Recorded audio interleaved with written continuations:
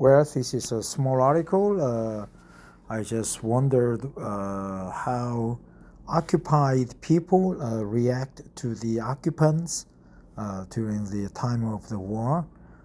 There are always collaborators inside your people when you're occupied, and there are also resistant movements among the people. So there are always people who would cooperate with occupation. So let's learn how they did it in France. This article is from History Feels, the podcast. During World War II, especially from 1940 to 1944, daily life in occupied France produced moral dilemmas that rarely appear in official histories. One of the most fraught subjects involved relationships between French women and German soldiers.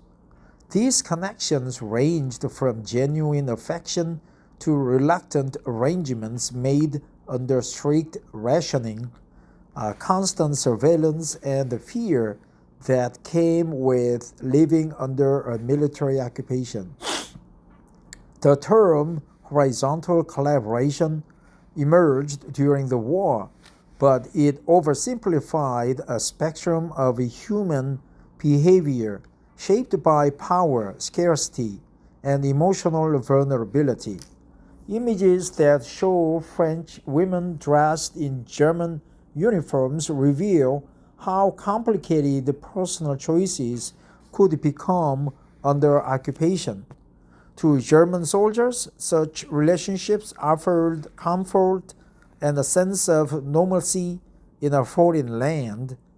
To many French civilians who watched their country controlled by an enemy army, these same relationships symbolized humiliation and disloyalty.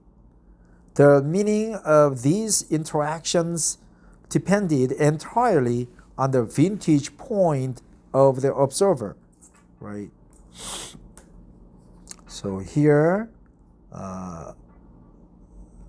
what I try to remember is that, comfort, a sense of normalcy, right? A sense of normalcy, right, in a foreign land, sense of normalcy. While liberation came in 1944, the reaction was swift and often brutal. Thousands of women were accused of collaboration and subjected to public punishments, the most visible being the shaving of their heads before large crowds. These senses of ritual humiliation did not just punish individuals, they also acted as a way for communities to reclaim a sense of authority and moral order after years of powerlessness. So basically, their hair was shaved, right? But usually we say their head was shaved. So they became bald, maybe, or they looked like a monk.